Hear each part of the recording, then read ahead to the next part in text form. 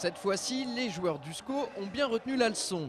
Après s'être fait reprendre sur le fil par Nîmes et Lens lors de leurs deux dernières sorties, les Angevins ont conjuré le mauvais sort en allant s'imposer 2-1 sur la pelouse de l'Estac vendredi dernier, après avoir mené 2-0.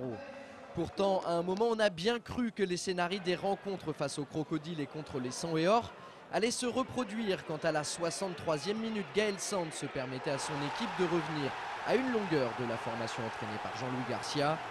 Derrière, il restait une demi-heure à jouer et forcément l'idée d'un retour troyen a légèrement trotté dans les têtes angevines. C'est logique qu'on se le dise un petit peu, maintenant on est dans le match et au lieu de se dire ça, il faut se dire bon, cette fois ça va pas nous arriver, on va tout faire pour que ça se passe bien. Au final, tout s'est bien passé et ça, les scoïstes le doivent en partie à leur très bonne entame de match. On joue à peine depuis 5 minutes quand Bruno Ekwelemanga, plus prompt que la défense champenoise, reprend ce coup franc de Floyd Ayité qui était venu s'écraser sur le montant des cages gardées par Merville. C'est le deuxième but en championnat pour la jeune révélation du SCO cette saison, après celui inscrit contre Tours lors de la 12e journée. À la demi-heure de jeu, la bande à Philippe Brunel enfonce un peu plus le clou en doublant la mise grâce à Jean-François Rivière. Parfaitement lancé par Paul Aloé-Folou, auteur au passage de sa 10e passe décisive, l'ancien pensionnaire niortais n'a plus qu'à ajuster le portier au bois d'un plat du pied droit. Avec cette troisième réalisation en championnat, Jean-François Rivière signe un retour gagnant après avoir été écarté du groupe il y a une semaine pour la réception de Lens. Ça fait plaisir de revenir après un match où j'ai, par des choix tactiques, été écarté, revenir et marquer et puis faire ce qu'il faut pour l'équipe. C'est ce qu'il fallait faire, je l'ai fait et puis voilà, il faut continuer.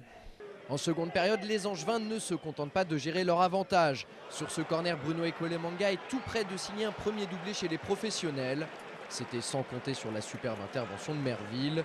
Dos au mur, les Troyens réagissent sur coup de pied arrêté, mais la reprise de la fourcade passe juste au-dessus de la transversale de Padovani. La deuxième tentative sera la bonne côté au bois. Suite à ce nouveau coup de pied arrêté, Sand se devance Rivière et place une tête quasi imparable. On joue la 63e minute, Angers ne mène plus que 2-1. On aurait pu penser que dans les 10 dernières minutes on aurait souffert, mais c'est justement là où on a eu plus le ballon et on a eu le plus d'occasions. Tout d'abord par Paul Aloé-Folou, mais pour une fois, l'attaquant camerounais rate son contrôle. Vinicius aura également au bout du pied le but du 3-1, mais là encore, la finition n'est pas au rendez-vous. Côté troyen, Titi Bouengo fera trembler une dernière fois le banc angevin avec cette frappe qui frôle le poteau de Jean-Daniel Padovani. Après 4 matchs sans succès, le SCO s'impose 2-1 en terre auboise. Au classement, Angers effectue la bonne opération du week-end. Les hommes du président Willy Bernard remontent sur le podium et s'emparent de la deuxième place devant Strasbourg et Metz grâce à une meilleure différence de but. Jusqu'à la fin de saison, il va y avoir du yo-yo comme ça. Chaque équipe qui va gagner va remonter sur le podium. Celle qui va perdre va descendre du podium. Je veux dire, ça va être ça jusqu'à la fin de la saison. Donc moi, je n'étais pas inquiet après Lens et je ne suis pas non plus béat d'optimisme aujourd'hui. On a un match difficile à venir à Strasbourg où on peut, après Strasbourg, descendre du podium, mais on peut remonter après lors de la venue d'Ajaccio. On ne sait pas. L'essentiel, ça sera d'être constant et régulier jusqu'à la fin de la saison et ne pas tirer des conclusions après chaque résultat.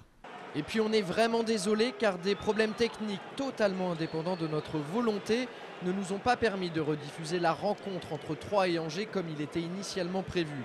En revanche, ne vous inquiétez pas, le match face à Strasbourg sera bien rediffusé sur notre antenne dès le mardi 24 mars prochain.